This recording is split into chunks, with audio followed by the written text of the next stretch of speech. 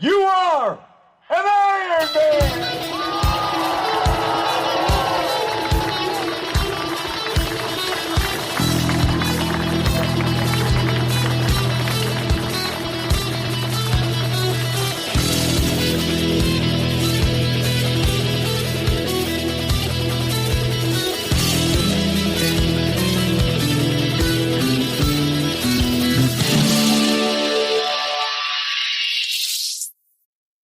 Hi everyone, welcome to episode 78.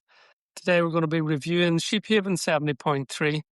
It's always a very, very challenging race for anybody that's ever done it, and a definite go-to race for anybody training for anything big at the end of the year. Particularly useful for me as I'm making my way towards the business end of a big training block, heading out to Ironman Barcelona in October. So, how did it go for me? Well, not actually according to plan at all. Unfortunately, I was very unwell. I had very little sleep. My timeline looked like going to bed at midnight, emptying the contents of my stomach at 2 a.m., getting up at 4 a.m., landing in Downings at 6 a.m., and getting involved in what resembled an aquatic version of a heavy metal mosh pit in the mass start at 8 a.m. in the Atlantic. So, long story short, I got round it. It wasn't pretty, it wasn't fast. It was a case of hanging on for dear life and hoping that I didn't vomit, which didn't happen, thankfully. Got round it, got the medal, got the job done. Happy enough that I did it. Not the time I was looking for, felt very weak, didn't have much power on the bike, ran out of juice on the run. All to be expected, but hey, doesn't always go to plan, does it? Lessons learned. Well, resilience is there. Don't know whether it was a display of strength or a display of stupidity, but anyway, we got it done. We have a new medal to add to the collection. The rest of this episode, I am going to link in with a few of the other athletes who had a more successful day than I did. We're going to catch up with two age group winners, and we'll have a chat as well with two podium finishers. This podcast is sponsored by Velo Yellow, providing bike transport to events across Europe. Supported also by Fear the Turtle Triathlon Coaching, Conway Cycles and Vitalize Omagh. Contact details available in the episode description. My first guest today is Oliver Harkin, who managed to win the same age group category as I'm in. Whenever I seen you up at the just before the race started, Oliver, I thought, well, there's a man who's going to finish way ahead of me in my age group category. So, first of all, Oliver, thanks for coming on to the podcast, and congratulations on winning the old age group category. Delighted to be chatting to you again, Micky. You just don't know. At our age, we're just happy to be out, aren't we? You know, any chance to get up on stage is a bonus. So just turning up. I know you had a few difficulties yourself getting to the start line and with a bit of a bug and things like that there. So I'm just I enjoy the crack at this stage. I've been doing it for 20 odd years. So I judge races by the crack and the quality of the food after the race. That's why I keep turning up to this one. That's a good way to look at it, Eyeless. You know, get a bit of a day out, I get some nice food, and you have the discomfort of a race in between. But here, you did all right anyway on the day. So, you know, thinking back, how did the race go for you? It obviously went quite well, but any hiccups along the way? Talk me through your swim, bike, and run. This is my fifth time doing it. I did it in 19, 21, 22, 24, and now 26. The first year I did it, Micky, I'm a Donegal man. I'm from further up Donegal, up in the Sheephaven Peninsula. And I thought I knew hills and roads and toughness. But the first time I did it gave me an absolute kicking. And I think certain athletes like a bit of a kicking. That's why when I was talking to you about how much I love Ironman Wales and Ironman Lanzarote, there's certain events that give you a kicking and you just keep coming back for more. So yeah, fifth time doing it. There was discussions that maybe they were going to have to shorten the swim, but I thought it was brilliant. They had a new format. Every year seems to be slightly different. This mass start, which is fun.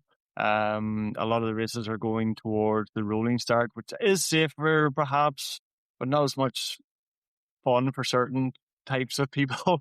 I love the pushing, the shoving, and the getting stuck in. I absolutely love it, and it's not part of the as many races now. That is sort of a D format for the swim route. A bit lumpy, but yeah, we as a club, luckily, on the Wednesday before the race, we did a practice swim here in Carlingford Lough in Rossderver, and it was lumpier than what we experienced on the race day. So it paid us, to be honest. It made us feel rest assured it's not as bad as we already swam in. So the swim was grand. Long way run up the beach.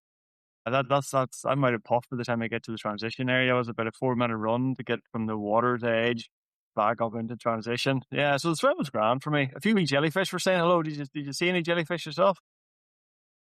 I spotted a few jellies, but jellies don't spook me at all. I actually love jellyfish. I used to be a scuba diver back in the day, so all marine life is my friend. I have a massive octopus tattooed on my arm, and I was contemplating it was either an octopus or a jellyfish that I was going to go for. So tentacles were always going to be a feature. So no, I like seeing the jellies. They don't bug me at all. They, Bit they, of a they were weirdo. far they were far enough down. I think they were just watching us, appreciating our efforts in the water. So yeah, happily came out of the water into transition. Um, Socks on, and out we went. No dramas. Hopping on the bike. The one of the best things about the Sheephaven route is the first 10 kilometers around the Atlantic Drive around Downings is tough. It's hard. It gives you a bit of a wake up call, and then the middle ground, the middle 50 kilometers is sort of rolly TT type, and then the last 30 kilometers around Knockalla and over the Blaney Bridge is another bit of a kicking, preparing you for the run. I came out of the water. I thought I had a decent swim. Someone shouted I was in 20th position, which is very good for myself. Started on the bike, and I caught I know Fiona Murphy from the Tuna Triathlon Club within 30k, and she's a great swimmer. I think she was second out of the water overall. So I caught her after 30 kilometers. So I thought either I'm having a good day or she's not having a good day. I carried on my merry way, and then eventually, about 40 kilometers in, I was catching this athlete, and I was getting closer and closer, but not making much headway. And then I noticed they looked very slight. They looked very, very lean. Even by triathlete standards, they looked incredibly lean.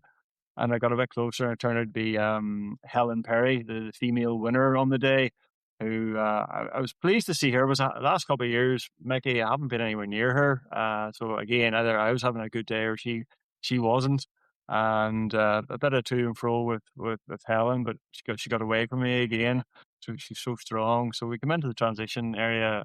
I was about 30 seconds behind Helen, and but she's an amazing runner, and away she went. Back in the day, I might have given her a challenge, but not now. And there's a few friendly rivals I was keeping an eye on the running. And the good thing about the 2 lap course is a few out and backs, and because I knew the course at the pier and then out at Island Roy, I was taking I was having a wee look at my watch and then working out whether my friendly rivals were catching me or not, and that makes it fun and interesting.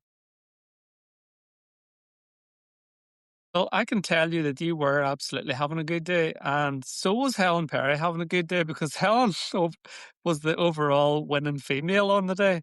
And you obviously ran home to pick up first place in the age group category. So absolutely, both of these were on point on the day.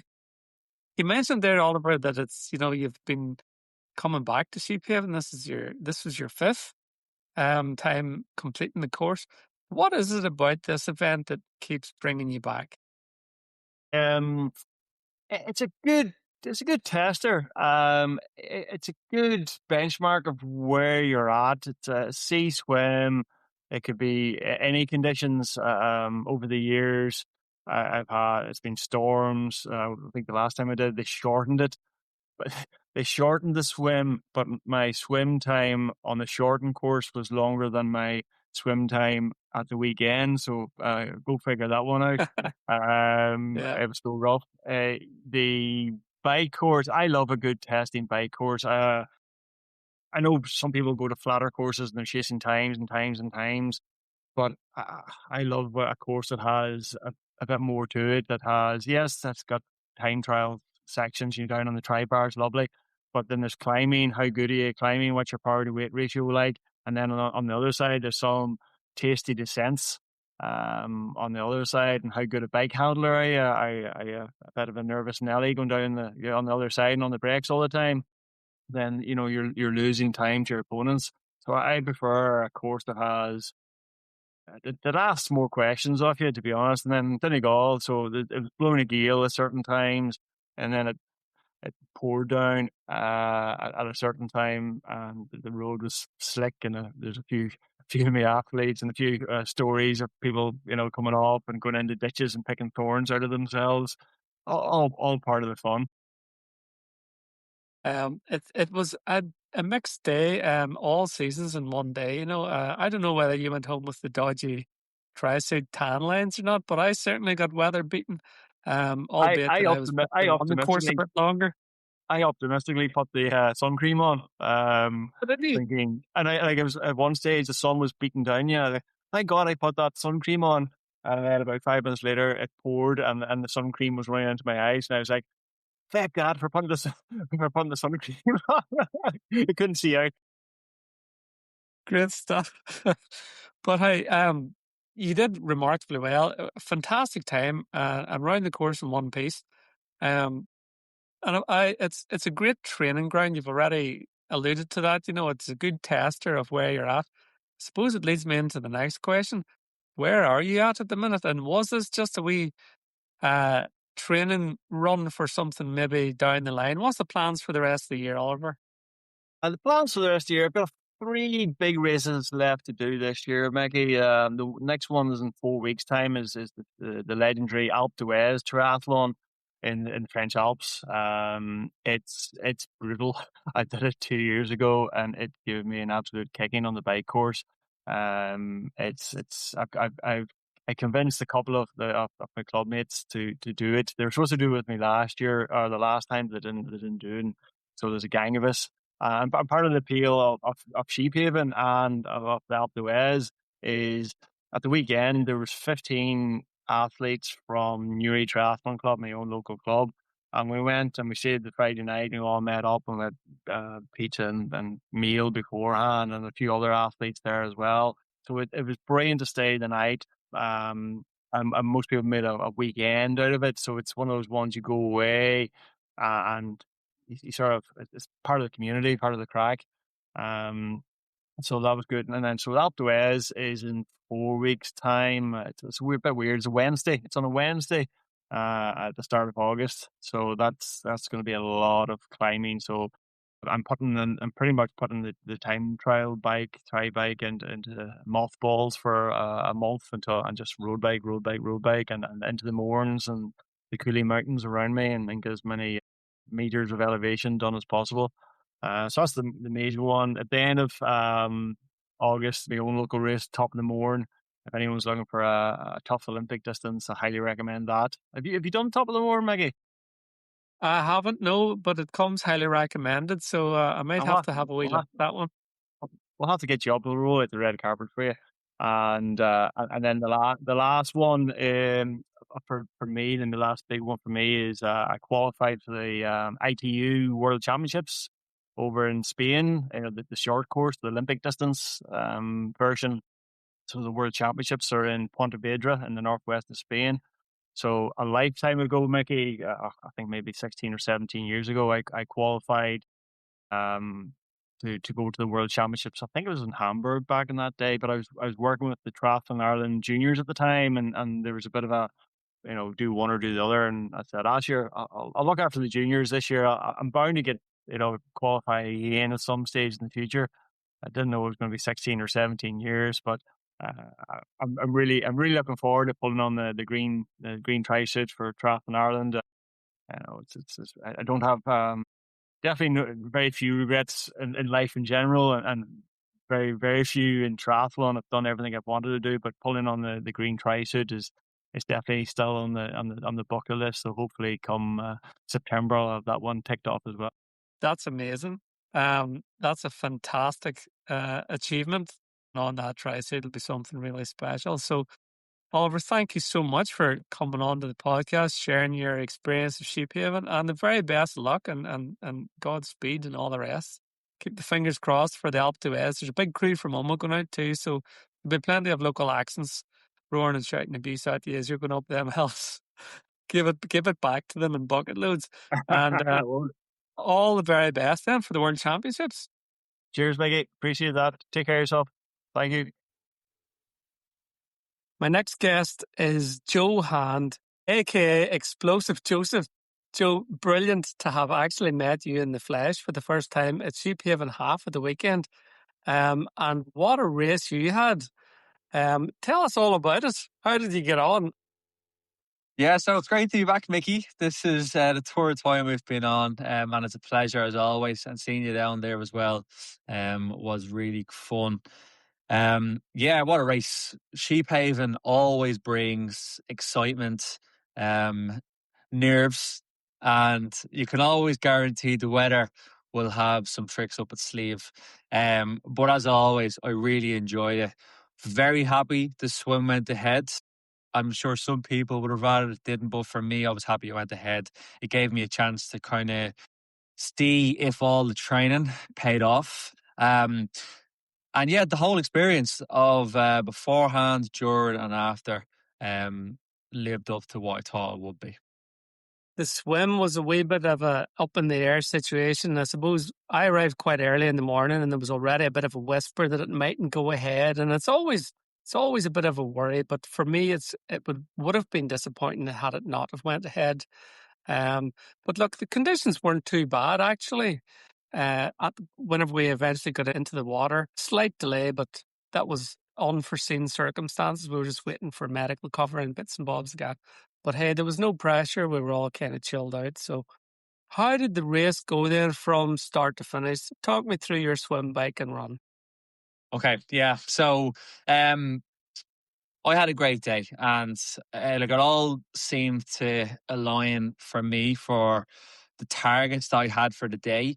With it being the national series, I wasn't sure how it was going to go, who was going to show up, or what the day would entail. But I suppose starting from start to finish, swim, I had a career best swim. So that was probably my most proudest part of the day. The swim, I came seventh out of water, and to hear that when Becca shouted at me, I just thought it was a dream. I really did. I couldn't believe it. I felt good in the swim. As you said, the conditions were relatively okay, so I managed to get a good pair of feet to stick onto and get out of water. Although the transition definitely spikes the heart rate when you're trying to get through along the sand and back up to the beach. But came out of water 28:10. Then transition, had a fast transition. I really like the transition setup in Sheephaven because it's so close together that you can kind of get in and get out in as quick as time possible. There was a change, we'll say last minute to the race and what happened. So I actually rode on a road bike, which was my first time riding or racing a road bike since Ironman Wales back in 2024, which was when I did my first episode with you. So the story behind that, long story short, was I'm getting my cockpit upgraded to the Drag to Zero system, and every mechanic in Belfast told me it would be 3 weeks to wait. And because I've got Versailles next weekend, I couldn't take the risk. So I rang a mechanic in Dublin. They says, look, there's a good chance we will have it ready, but we can't promise. But me being the person I am, even if I hear of a slight chance, I'm like, yeah, let's do it. So I dropped it down, I think 8 days before the race, with the hope that it will be ready. And unfortunately, it wasn't going to be ready. So I had fun on the road bike. It was nice to take that back out until about 30k in, and my back completely seized. I think what happened was because I've been using the TT bike for like interval sessions and most of my training rides, I'm not used to the position, and because there was a lot of wind out there, I was trying to get aero. I was trying to be very efficient when there was a headwind, and that became negative after 30k because I just could not get comfortable. Anyways, it still was an enjoyable bike ride, even though I was trying to just forget about the pain. That climb, I think 50, 60k in, was fantastic. I love that course. There's just so much kind of unknown to it with the climb sections, the wind. Had a lot of fun out there. Came into T2, and honestly, I was ready to just use the run as a training day. The way I was feeling, couldn't get any power towards the last third decade of bike, and it was a little bit disheartening. So I got off the bike, and I think after around a mile to 2 kilometers, I started to feel okay again. I was like, I'm feeling a little bit good here. My speed was starting to pick up. And then I managed to kind of battle them demons and say, right, look, let's just hold this pace and see how it feels. And yeah, we managed to get around the course, chasing a few people. Justin Blumenfeld, I like to call him. I kept seeing him. He was about 50 seconds ahead of me. So it was really fun just kind of trying to chase him down. But he was a machine, he was, and there was no catching him on that day. So fair play to him. But it definitely kept me honest, and I really enjoyed the run course. Came in 124, which was happy to see. I was hoping for 125, so to sneak under the 124 on that course, I was definitely happy with. Came in then 7th place with a 4:36. So I think, like, results aside, I'm just happy to be back racing middle distance again. It was the first one of the season. It was like a preparation race for next weekend.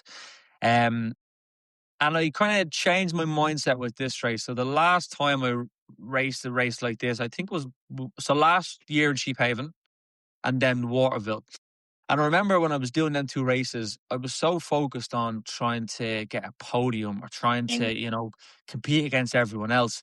And it really took me away from the enjoyment of the race, because even though last year when I was, let's say, holding a certain power or running a certain speed, like, it wasn't enough for me because I wasn't in the position I wanted to be, where I've changed the mindset with racing now. And my mindset is, right, you have these targets, they're your targets, and you're only racing against yourself. So, for example, what I mean by that is on the bike, the only plan was hold 260 watts. I don't care who goes by me. I don't care who I catch. That's not important. I'll get off the bike and I try run as close to a 125 as possible. And that allowed me to switch off and not care about what was happening around me, and just actually enjoy the day. So that was that was a nice way of kind of racing, and I really enjoyed it. How do you feel about that now, Joe? Because you won your age group category. You came first in your age group category with that new strategy. Do you think that sense of not putting yourself under pressure has benefited you in some way and maybe relaxed you into a natural stride that has actually become almost as efficient as if you were pushing and pushing and pushing and putting yourself under pressure? It's a really good thing to think about. And I think that the core fundamental for me when it comes to triathlon and it comes to racing is enjoyment. And it's something that I really try and preach even in my coaching with my clients, because we pay all this money for the race, first of all. Yes, we do all the training. But if something goes wrong or something happens out there and it puts you into a negative, you have to remember the reason why you're doing it. Like, what's the why? And for me now, I'm really transitioning the why into just wanting to become better, but not wanting to look at other people in the sport as well and try and, compare myself to what's going on. So I think it definitely helped because I wasn't killing myself in a way where I was like destroying my legs. I actually feel quite good. And I think in this race in particular, it wasn't my A race. I didn't want to be in a place where I couldn't walk for 3 days. And believe me, there's been many races, as you can imagine yourself, where you've been there and it's just an awful experience after the race. Brilliant during it, but after. So yeah, I think racing in that way really allowed me to just knock off, enjoy the race and race to my own abilities. Now, if it was a case where there was a sprint finish on the line, we might be talking about something different, but the overall approach that I took from it was to just spend time in my own head and not on other people's head, or not trying to think about anything else except for the power I was holding and the pace I was running. And stuff. What do you think it is about the Sheephaven event then, Joe, that kind of sparks that interest for you? Is it a mixture of all three elements? Is it that spectacular bike course? Is it the elevation? What is it? I know you've got a fondness for Waterville, and you've compared the two side by side. Are they quite similar, or what makes Sheephaven stand out for you? 'Cause it's a bit of a trek up for you to go. I mean, it's a trek for me to go from Omagh, for Christ's sake, to go to Downings, let alone travel half the country. Do you know what I mean? So there must be something that draws you in.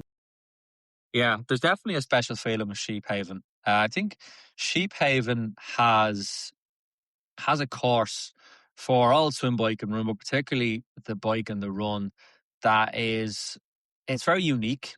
The bike has a sense of, you can do a great bike and you can enjoy it, but it's going to be tough. Like, you're going onto that bike course knowing that you're going to go to the well, because there's climbing, there's tough roads, there's sections where you'll be pushing and it feels like you're not moving.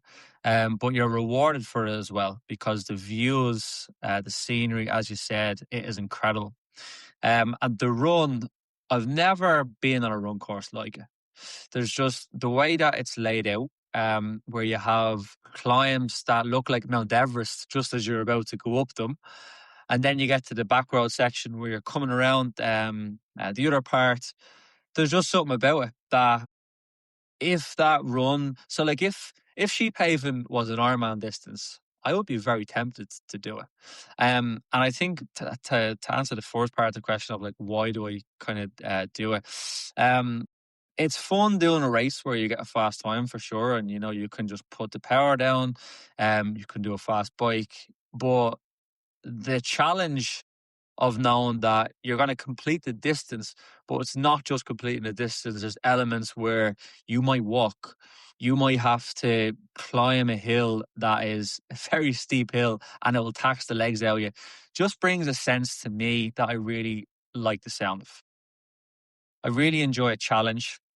And the guys in Sheephaven and Waterville, it's the exact same with them guys as well. They are able to make a course and a race that will challenge everything you have. Not just swim, bike, and run, the mental aspect as well will definitely be tested.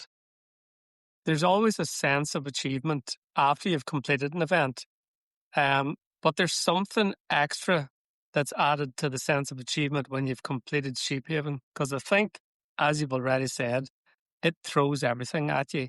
It asks a lot of questions, and you have to answer those questions. So when you cross that finish line, for me anyway, when I cross the finish line, I've just done something epic. I always describe this course as an epic course. And for me, it's as hard a course as you're going to get. And triathlon is a hard sport.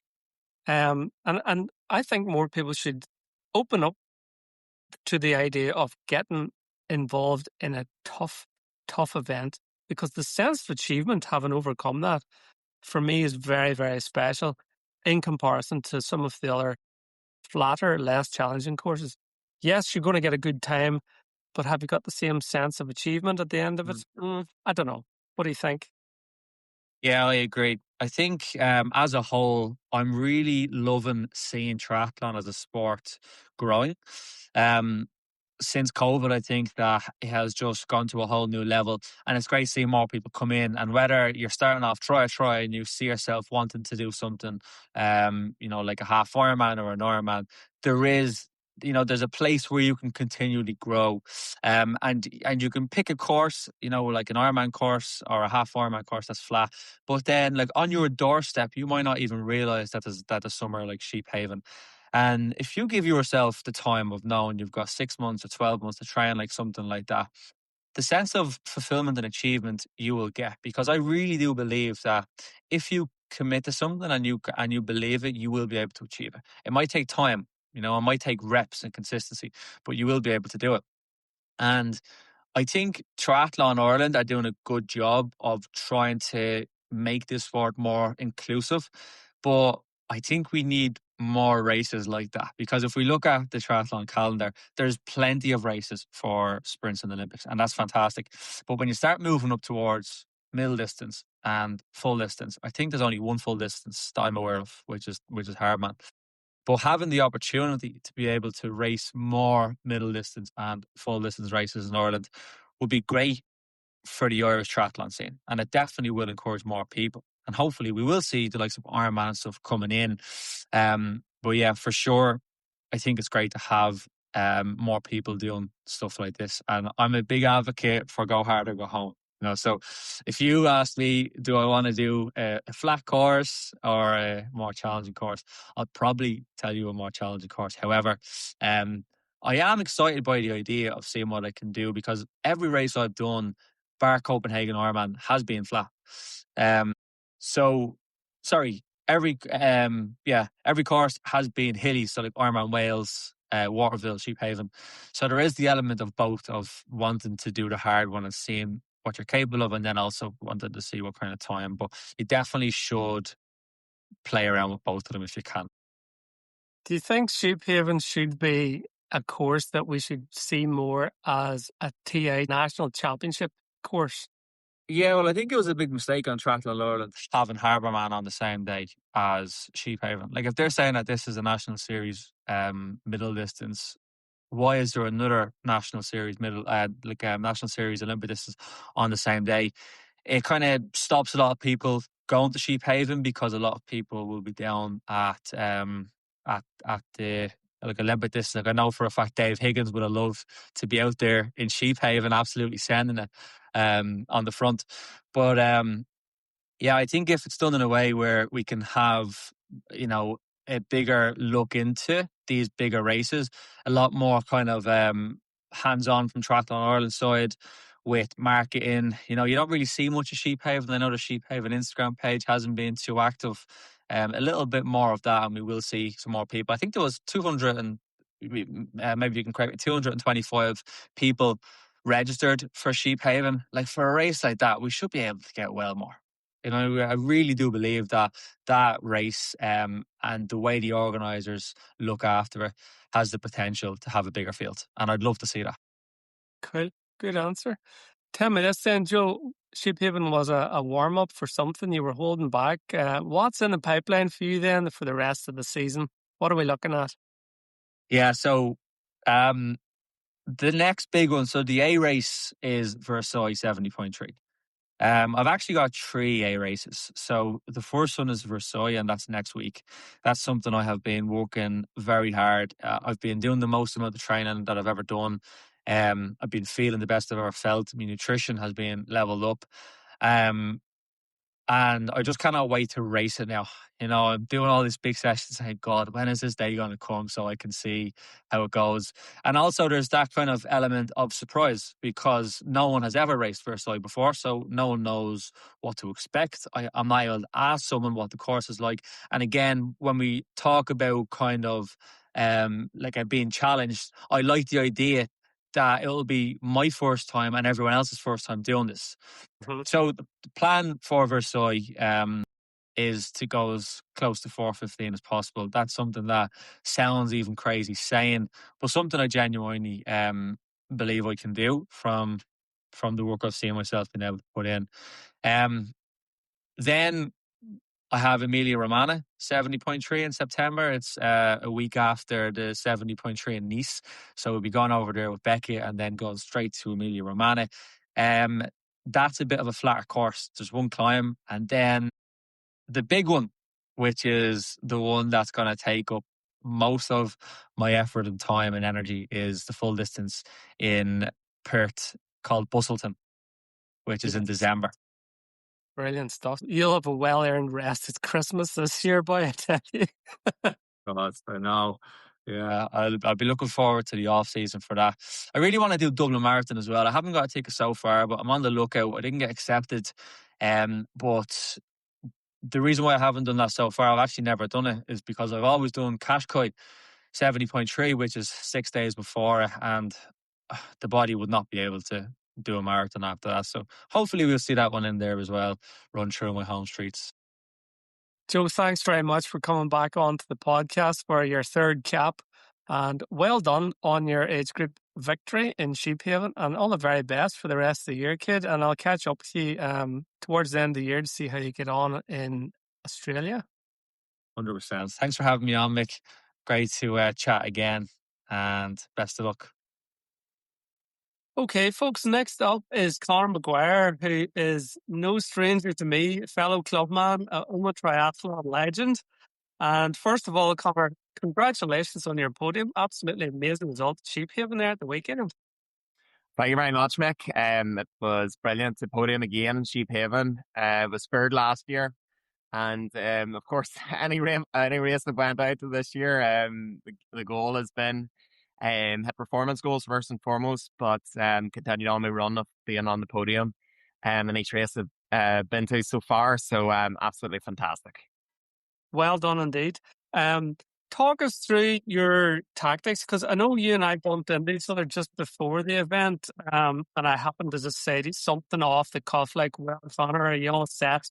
And you went, oh, yes, indeed I am. And I knew just from that response that you were ready to rock. And rock you did. You went out and you kicked some ass, and as we already know, finished on the podium. So talk me through your race from start to finish, your swim, bike and run. So the tactics were starting off with the swim, to swim hard and do some of the good pace work we've been actually practicing and training in Omagh Centre, along with the club on Monday night sessions. And we've got a new swim coach, Regan, and from that we've been doing a lot of longer reps with hard efforts in between. So focused really on in Sheephaven and getting out of the blocks quickly. Started off the swim maybe in around 9 out of 10 effort, maybe about the first 200 meters. And that was really just to get a bit of space and trying to get into the front pack of swimmers. I knew that Ryan Lundy on the start line, he was going to be in a league of his own, and he can go off like a jet ski in the distance. But in terms of being best of the rest, that was the positions I was fighting for, and trying not to get isolated, which he achieved. Had a very good swim overall.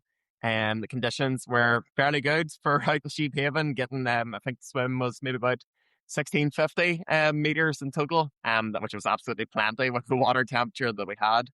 So got out of the water, and I think it was third or fourth into T1, and got on shoes and helmet and straight out. And my plan on the bike was to see how far I could get without Mark McGinley, who won last year's Sheephaven race, without catching me, because I know he's an absolutely amazing powerhouse in the bike. And Mark overtook me going up past the harbour bar. And I was thinking, right, just stay on his back wheel and keep him in your distance the best you can. Obviously not dropping, but I kept him in my distance and in my sight around most of Atlantic Drive. But then by the final few, he just went off in the distance. So out then towards Milford, and the bike course conditions were fairly good at that stage. And got into good power, and Phil, who ended up coming second in the race, went past. And I think Ryan Lundy, God knows how far he was up the road at that stage. I mean, he was putting in the best, fastest Sheephaven bike split I think there's ever been. And so pedaled on, and towards halfway through the course, towards Knockalla. And I'd lost the group at that stage coming in fourth. And then going up some of the climbs, got a bit of time back. And seen Phil and Mark McGinley just climbing up towards Knockalla. And I'm thinking, right, this is good. You keep that power going, Con, and just get down Knockalla safely. Keep them in your sights and keep bringing them in closer, and we all get into T2 together. That did not happen. I went down Knockalla, terrified as always, down the famous hairpins, and you have no time to look over at the glorious Port Salon beach in the distance. You just got to make sure the bike is staying on the road and staying upright. And after that, I just found myself really isolated. So pedaled on, tried and hit my power targets. Was aiming from around 260 to 270 watts. I did average that 260 in total, which I was happy with. It was an improvement to last year, which was my goal for the bike. So got into T2 and was thinking, right, they won't be that far ahead of you. And John from Courtainan then gave me splits. And all I can hear was, Conor, you are 11 minutes behind Ryan Lundy. And I looked over, shouted over, and there's a whole pile of people, TI marshals and that transmitting. I was like, 11 minutes? I was like, what? I was like, how?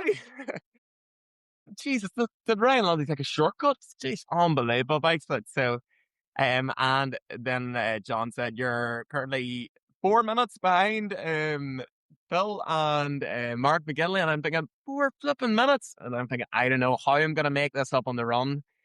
And I started off the run, and I had aimed to do a 1:21 half marathon, and which was ambitious, aiming for maybe about 2 minutes quicker than last year. And out on the course, it looked at times that I wasn't going to hit that. My gut was an absolute bits. Have not been training to try and digest 100 grams of carbs an hour. Through all the sprint racing that I've been doing this season, you're definitely not ingesting that, thinking about fueling strategies.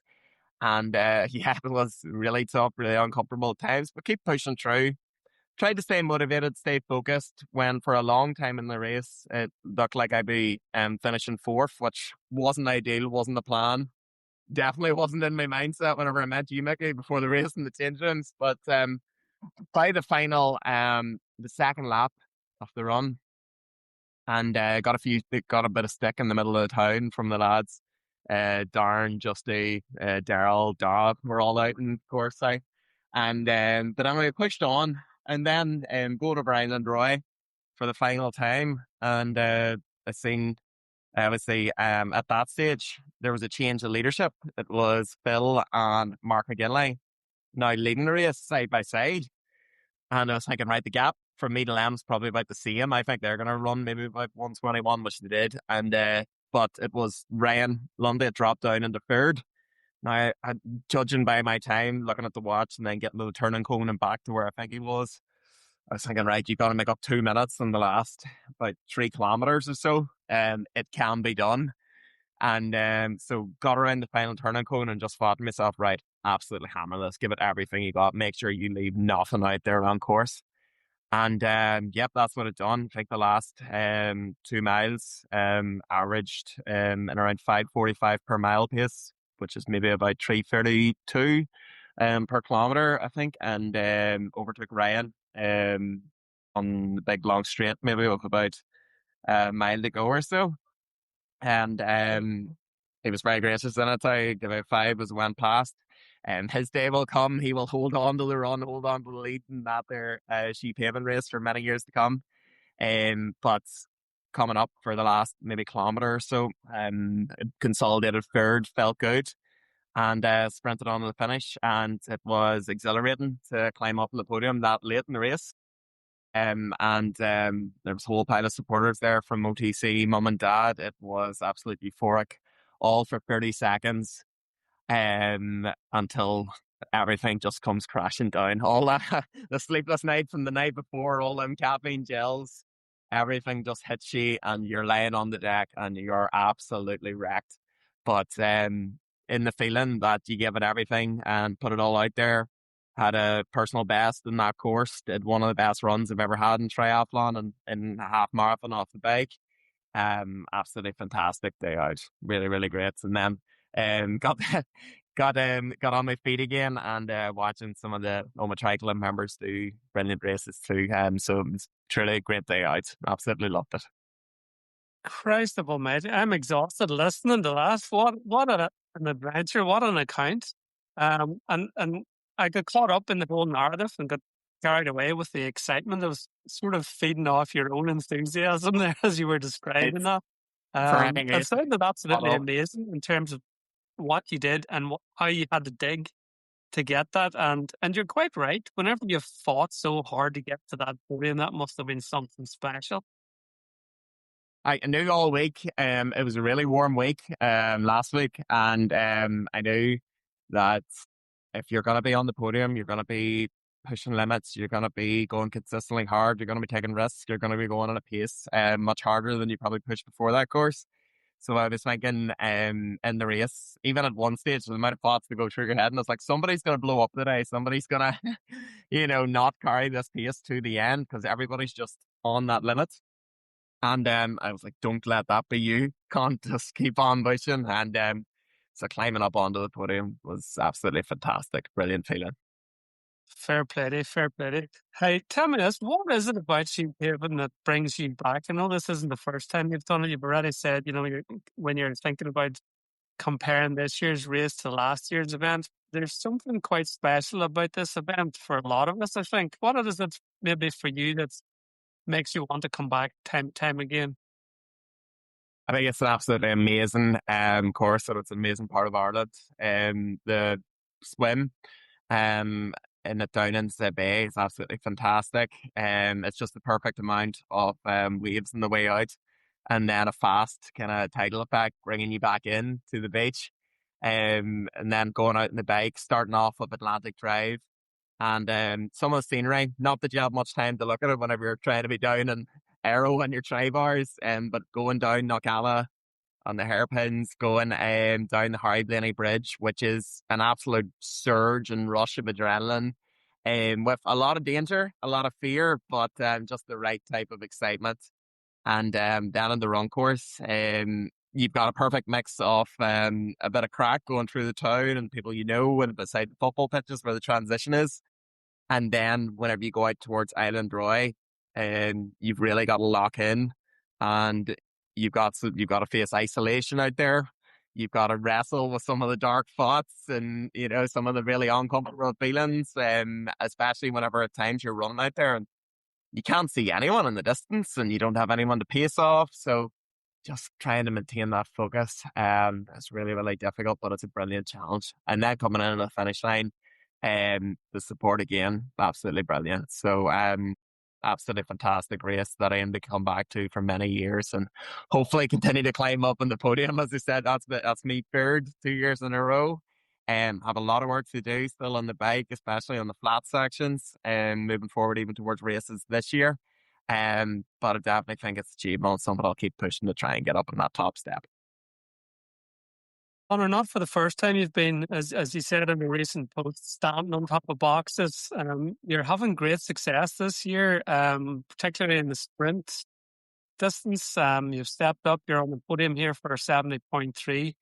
You're in good shape for what lies ahead. I know that you're coming to Barcelona with myself and a few other guys in the club, and there's a few other races in the mix before we head to Barcelona. Do you want to share with everyone your plans for the rest of the year in terms of moving forward with triathlon and hopefully what you might achieve? Okay, so next few weeks is going to be back to the training block, and I've been taking it easier this week. Next week, booked a week of annual leave, and I'm gonna do Hell Week, so maybe up the training to in around 25-30 hours, and do a few Ironman specific sessions, do a lot longer tempo threshold, both the run and the bike especially. Hopefully get good weather to do that, because it will be 2 weeks on Sunday, where Tri-Tyrone is the next race that I'll be doing. It's national championships, so the standard is going to be absolutely massive. So you got to be realistic. We've got lads that are training full time as amateur athletes that are going to be competing for the podium. So going for performance related goals, trying to hit my power numbers in the bike, trying to hit swim paces that I'm doing in training, and trying to maybe have a faster run than I had in Sheephaven, given that it's a flatter course. So after that, we'll have a busy week at the start of August, try the lock. Every year we try and get on the top spots. This year is no different. So try and be our local hero there. And 4 days after Try the Lock, it will be Alpe d'Huez Triathlon, which this year absolutely I think will be the event of the year really for OTC, with regards to adventure, something completely different as one of the extreme triathlons. And it'll be completely out of my comfort zone, being at both altitude and a run, of course, that is 2,000, 3,000 feet higher than where we swam from. So that's going to be an amazing challenge. At the end of August, recharge the batteries, go again, Hardman Killarney. There's a good few from Omagh going down to it. So again, I'd love to podium. There's amazing prize money on offer for that. And I'll be going out hard, going out big, and doing my best to get on the top spot. September, locally, I'll do Mullinmore sprints. And then my final triathlon on the year will be with yourself, Micky, in Ironman Barcelona, where I'm going to go out and try and beat my time from Ironman Copen this year. Okay, so finishing off the year then, non-triathlon will be Dublin Marathon, and again, try and go out and get a personal best in the course in Dublin. You're a man with a plan, and you're consistently stepping up. You set yourself targets, but what I like about you, Conor, is you seem to be able to hit them. You know, you're that dialed in to what you're capable of, and you're that academically minded to go after it in a way with such commitment, dedication, and discipline. It's an amazing thing to watch. So fair play to you, and I just can't wait to see what happens for the rest of the year. So Thank you very all I much, want to do is wish you the very best of luck in your training block. And I'm looking forward to lining up beside you in a couple of races before the year's out. Absolutely. Can't wait. We're lining up on Kayala Beach outside Barcelona, and Thunderstruck being played, ready to go and rock. So next up, we have Helen Perry, who was the winner of Sheephaven 70.3. Helen, I'm absolutely delighted that you've agreed to come on to the podcast. So first of all, congratulations on your victory. Thanks very much, Micky. No, thank you for having me on. It's a pleasure. I get to listen all the time, so this is strange being on the other side. You're a well-worthy guest. But let's get straight to the chase. Talk me through your experience this year's Sheephaven, where you obviously picked up first place in the female race. Did it all run smoothly according to plan, or was there a few bumps and hiccups along the way? Talk me through your memories of your 70.3. I definitely don't think it ever goes smooth, and I think that's why it's my overall keep going back to the triathlon. So, no, I had a good enough swim, to be fair. I enjoyed the swim. I actually get very anxious before. I really fear the cold water. I don't like being cold, so there's always a bit of fear and nerves. But this is like one of the very first races where I haven't cried on the start line, or cried in the water. So that was a massive achievement, to be fair. And I'm sure it was a relief of my other half and my club mates, because they're usually the ones having to deal with me in absolute floods of tears and trying to get a set of goggles on. So yeah, it was a nice chilled swim, and I relaxed and did really well after the first 500 meters. A little bit hard to sight the boys, but sure, it was the same for everybody. And yeah, so I had a decent swim. I was coming in the transition, got on my bike, did, as TI were videoing me doing a flying mount on the bike, and I normally have the most perfect flying mount. I forgot I had a bigger bottle on the back of the bike, and couldn't get on properly, and nearly put the bike into the curb before the start of the bike course. Thankfully TI edited that out of the video that they put on the reel. So very thankful, although I did tell them to use it for a blooper video, because that would have made it very good. The bike course is beautiful. Do you know, I love the bike course. So I got straight into work. I had kind of a wattage in mind that I wanted to bike, which I knew was more than capable of. It was kind of the same watts that I did in Mallorca back in May. It's about 3.5 watts a kilo. So I kind of had that in mind to go with. But I was above it from the very start. I'm feeling very comfortable and had to rein myself back. The bike course, with the weather in Donegal, like all of us knew it was going to be a tough day out there with the winds. And yeah, you definitely felt the wind. All of us did. And I had deep wheels on. The rear wheel was fine, and it was really deep, but the front wheel was just a bit twitchy. But to be fair, I train in those wheels, so it's fine. I just knew to be cautious of it. But I said I got to work on the bike course. It gets a bit lonely because we're quite spread out, which is good for me. I train on my own good bits. And do you know what? I was super happy with how I was cycling and my ability and where I was in my mind. And I run through the most randomest things in my mind as well. Super random. And that keeps me amused all day long. And then I seen entertainment. yeah, exactly. The most random entertainment, but yeah, happy in my own company. And it was good then seeing some of the Omagh guys out there. Some of the crew were out on the course. So like Jude Harkin came out on the course and was giving a good few cheers on. I seen a few people I knew on the bike course, like Oliver Harkin. He was pretty close to me. At times there was one bit I was really worried about on the bike, and it's the big bridge that you go over. I was really, really fretting about it because last year with the gusts of wind, I'd only had that bike 10 days last year, and this big gust of wind caught me, and I was doing about 40 mile an hour from the descent, because you descend into it.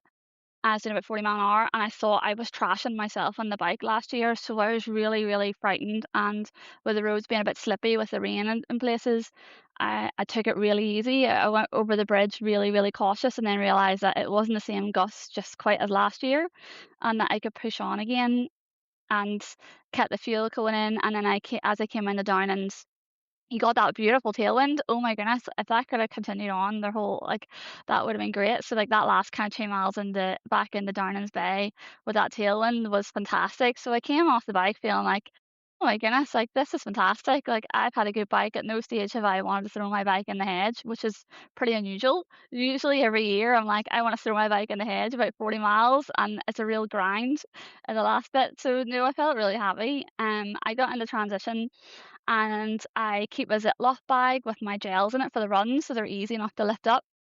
And the bag was burst, and like some of the gels were burst, so I thought somebody had stood on my gels. So it kind of threw me. I was putting on my shoes and my socks, looking at this bag of gels, being like, "What's happened here?"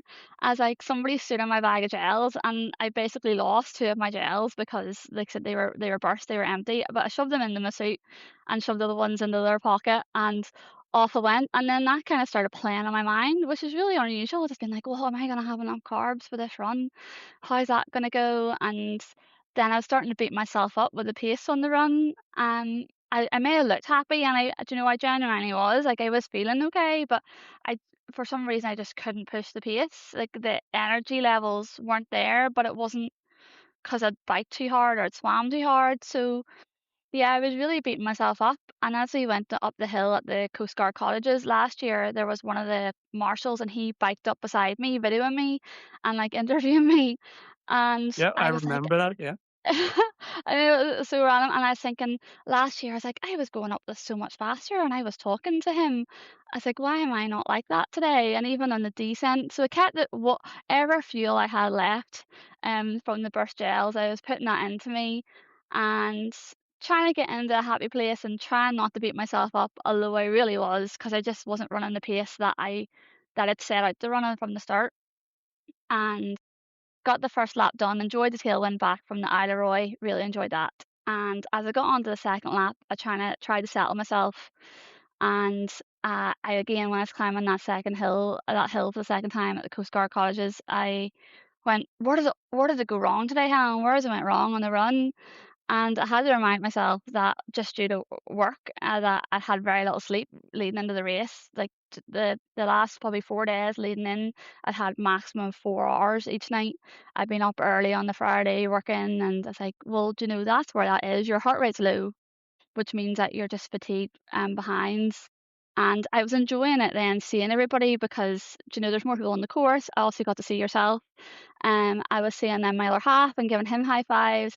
I seen Joe Hand, he would give me a high five on the way into Isle of Roy. I was shouting for ones that I knew, like the likes of Gary Jeffert, being like, just telling them to go on. And I just was really enjoying seeing everyone. And the marshals were lovely. As I went to that last aid station down in the Isle of Roy, they were waving at me for about 100 meters before it, waving at me, being like, "Yay! I'm sure you're glad it's the last lap," and they were so lovely. So that got me really, like I said, in a good vibe. And with the last 5K to go, I was in my absolute element of just knowing that this is almost where I belong in the world. That triathlon feels like home to me, and that feeling just there, and that I love it, and yeah, I love that course as well. So delighted with the overall time. Delighted with the swim bike. Maybe not massively happy on the run, but it was still a good run. But I know there's more in me. It wasn't the best of me. And despite it not being the best, and despite having identified that maybe the run might have gone better, you picked up first place. So, you can't be too hard on yourself, Helen, to be fair.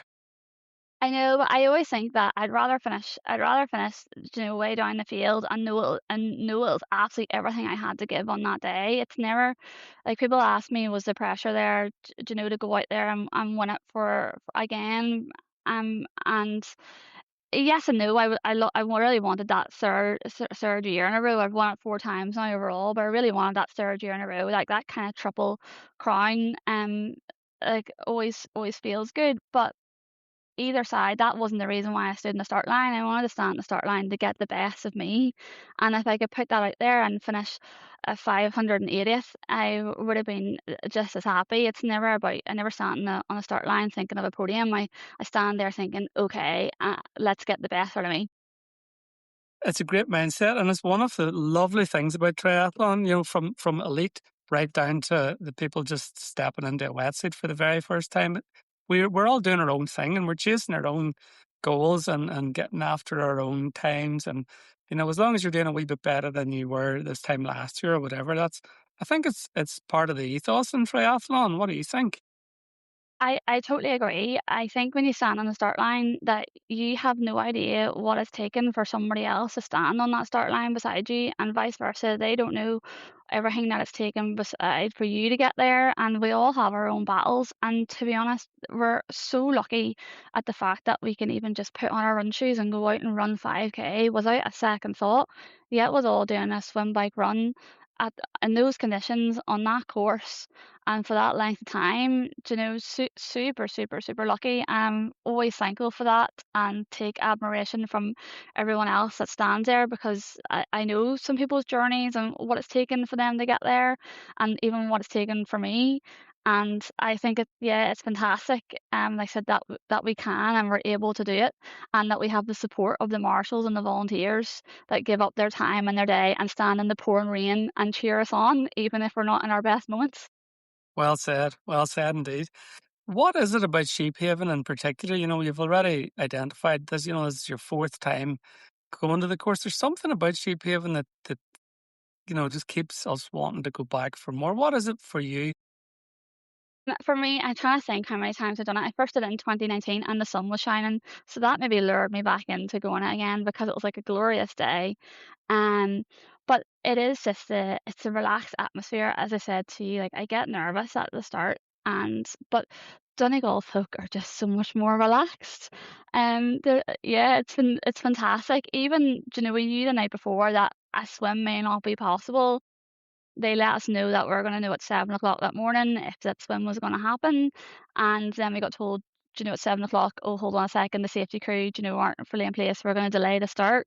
So that communication, like we were sat on the grass bank outside the marquee with all our club mates and friends, just having a chit chat in our wetsuits and talking the time away. Whereas normally I would be, I told you, like in floods of tears, panicked, being like, oh my goodness, what's going on? Shivering, freezing cold at the same time. But it was that nice vibe because nobody else got stressed. Like they don't get stressed, so they don't pass that stress on to you.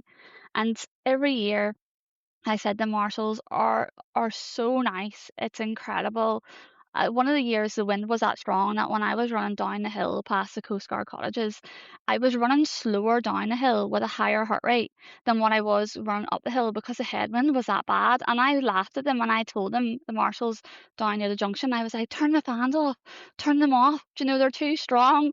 It's too strong. And they just laughed at me. And everybody knows my name now, which I find so strange. Like last year, they all knew my name because I'd won it before. So this year, I heard my name absolutely everywhere, and it's so strange, like imposter syndrome. Like I'm just like, okay, I'm not worthy of you knowing my name.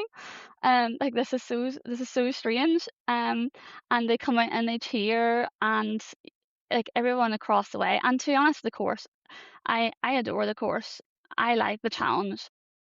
You know, flat and fast is all well and good and staying in that TT position, but why not, you know, push yourself between the wind, the rain? Like we got all seasons on the bike, between uh torrential rain to showers to the sun coming out to us all probably getting a smidge burnt or tan lines, to the wind. Like that plays a good part of it. It's a good day out. You turn your head as well on the course and you're like, oh my goodness, look at those views. Like this is stunning. Like absolutely stunning. And yeah, every year when it comes out on the calendar, it's just a staple for us to enter.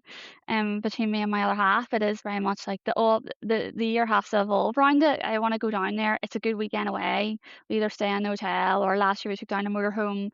This year we stayed in a house about 200 meters from the start line with friends, and had pizza the night before, like a pizza party the night before with them, just chatting everything triathlon and having a good time, and the same after the race. And to me, it's like it's not people have their like go on their nights out and they're drinking. I like going to triathlon because that's my night out. That's my social life. I get to talk to everybody and catch up with them. I maybe haven't seen certain people in such a long time that you get to see them then at the race. And Fiona Murphy, who came second, it's always like a bit of a running joke with us, that she's a phenomenal swimmer. She was second out of the water overall. And I always meet her on the bike course at a certain point and we always have a wee chit chat. She'll be like, "Oh, that's you in the lead now," and I'll be like, "Oh, third place is like a minute behind you, do you know, watch your back," and then we'll cheer for each other on the course. And we always, see each other at the finish line. It's always like a hug and congratulations. So yeah, I love the camaraderie down there, the lack of stress, the course, the marshals, the locals, and I think Aidan O'Callaghan does a fantastic job with the race.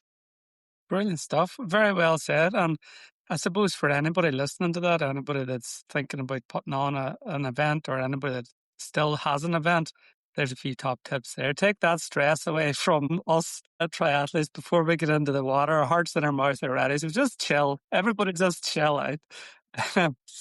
You mentioned there as well that it's a staple on your calendar. And for me, it's a really, really good race. It sets us up for anything challenging, particularly if you're in the lead up or training for a long distance event somewhere down the line or later on in the year. And that challenge, that resilience that it builds, that adaptability that you have to find on the day to adapt to the corners, the speeds, the wind, the rain, all the elements that it throws at you. It's far from boring. It's full on. It's a fun experience, isn't it? Like, it really is. Oh gosh, yeah, you have to concentrate. You've got at all times. But it definitely takes your mind off things. And as you said, if you can get round Sheephaven, you can get round any other course. Yeah, it's that tough. But tough but beautiful. Sheephaven for me this year was part of my preparation for Ironman Barcelona, which is down the line and at the beginning of October. Have you anything penciled in for the rest of the year? We're going to see, I suppose, concentrating on the local scene. What's your plans for the rest of 26? So a bit of both, but as Micky, as you were saying, I'm using it as a build up for a race in October. But for me, it's Kona this year. I'm going out to Kona, and then a week later I have Ironman Australia. Now there's no expectations from Ironman Australia because obviously Kona is a week before, so that's the full concentration. So it's good prep for me. Like I said, for Kona, obviously Kona's tough conditions, albeit a lot hotter, but definitely good tough and wind. And then in between now and then, I've got Tri-Tyrone coming up here in almost 3 weeks' time, and then I'll do some other local ones like Top of the Moor, and it's only like an hour from the house, and plus again it's a good brutal course to test yourself on as well. And again, I just love local. And for some reason, going back to Sheephaven, I feel that Sheephaven feels like a local race, although it's not. It's like almost 3 hours for us, although it's still pretty local. But it always feels like a local race. I don't know why, but yeah, my season is Kona being the big aim, and then just filling it in with local races around. Brilliant stuff. Helen, all the very best for the rest of the season. Fingers crossed, no injuries, training goes according to plan. You go out and smash Kona. We have already been talking behind the scenes, and we're hoping we'll have a podcast and a good long chat about the journey to Kona. Be really looking forward to that. But for now, take care. Thank you, and all the very best. Thank you so much, Micky, and good luck in your training for Barcelona. Enjoy it.